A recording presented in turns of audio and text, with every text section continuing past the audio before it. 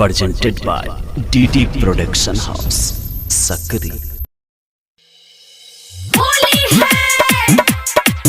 Presented by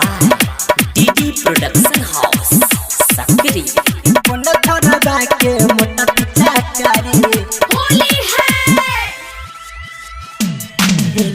DJ Guddu Madhubani DJ Holi है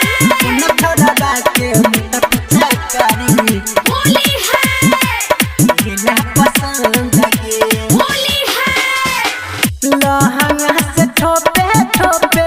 चुओ लाल रंग गे लहंगा से ठोपे ठोपे चुओ लाल रंग गे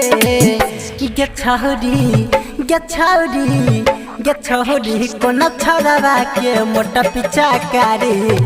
केला पसंद गे कोन छौड़वा के मोटा पिचाकारी केला पसंद गे लहंगा से ठोपे ठोपे चुओ लाल रंग गे लहंगा से ठोपे ठोपे चुओ लाल रंग गे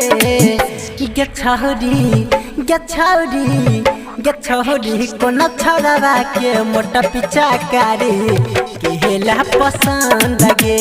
कोन छौड़वा के मोटा पिचाकारी केला पसंद गे डीजे छौड़वा के मोटा पिचाकारी होली है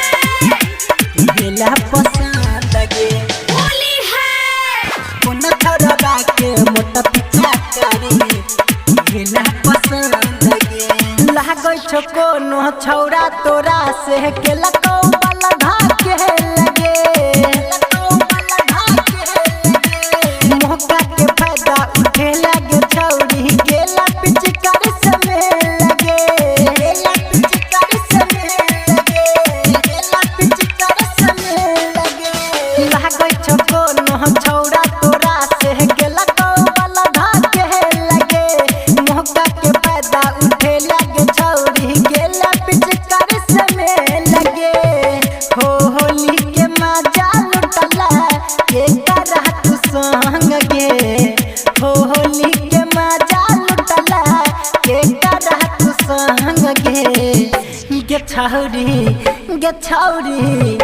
छौरी कोन छौड़वा के मोटा पिचाकारी केला पसंद गे कोन छौड़वा के मोटा पिचाकारी केला पसंद गे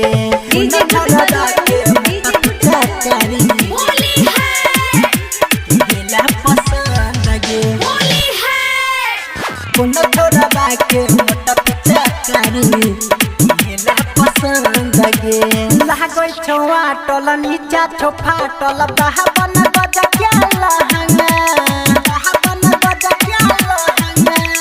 गोरे गोरे के रमल को गे छौरी तोहर समान महंगा तोहर समान महंगा तोहर समान महंगा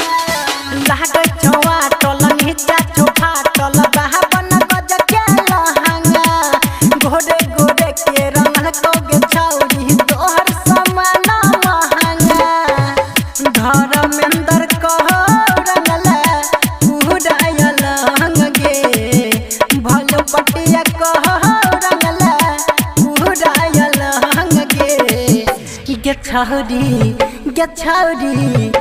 छौरी कोन छौड़वा के मोटा पिचाकारी केला पसंद गे